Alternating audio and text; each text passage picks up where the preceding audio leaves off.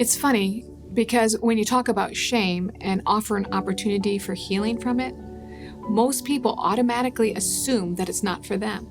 In fact, that's what I would have thought most of my Christian life.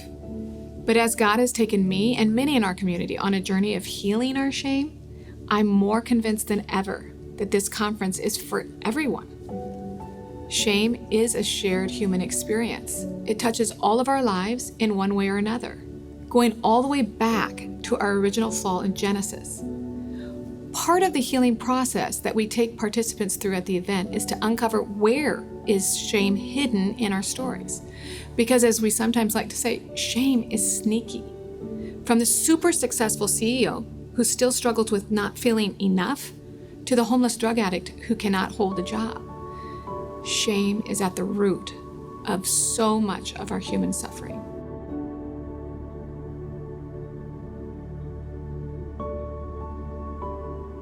This conference is very much an active conference.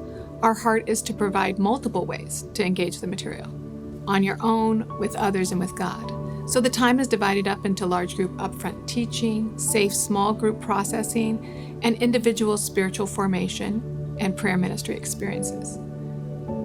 This is a weekend to learn, connect, and heal. Or as Kurt Thompson likes to say, it's a weekend where we can begin to tell our stories more truly and find out we are deeply loved.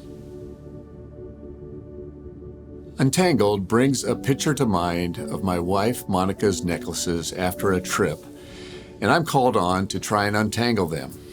Most of the times, I have to use a magnifying glass, a light, and maybe a needle to slowly figure out which chain to pull first, and then second, third, and so on. Eventually, with some work, they become freed.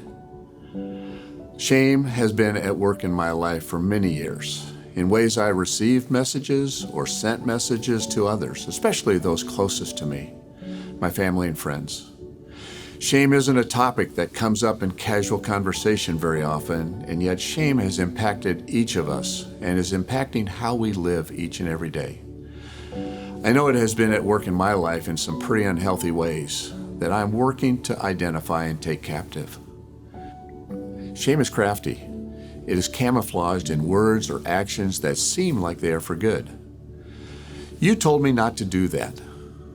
Why didn't you do it this way? You need to work harder. Keep your head up. You'll do better the next time. Even unspoken love, affection, or encouragement can send messages that mess with us, and over time, we begin to look a lot like those necklaces.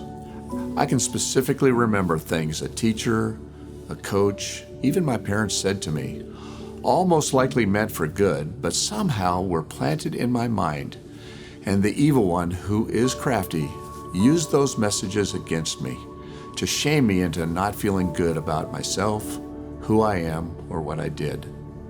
And over the years, I and all of us literally become tangled up in those messages, those chains. Cathy does a great job of teaching us about how shame has been at work in our lives. She gently brought shame into focus by magnifying the effects of shame in my life, by shining the light on the results of shame in my life, using the appropriate tools to start my journey of untangling those lies the evil one planted. And most importantly, she reminded me about how much Jesus loves me and doesn't want us to live tangled lives, but to live in freedom. It is a journey I am on, and I would encourage you to join me and many others by taking the first step in attending the Untangled conference. I'd been doing a lot of reading and learning about the mind and how we can establish from early on some really deeply entrenched thought patterns that shape our behavior. And I began to realize how much self-condemnation was a part of my thought patterns and the shame that goes with that, and how that affects my life, my relationships, my parenting. When I learned about Untangled, I was curious. I wanted to learn to think differently and to live in more freedom. Freedom to not live under that banner of shame and self-condemnation and judgment that had taken root because of those deeply entrenched thoughts.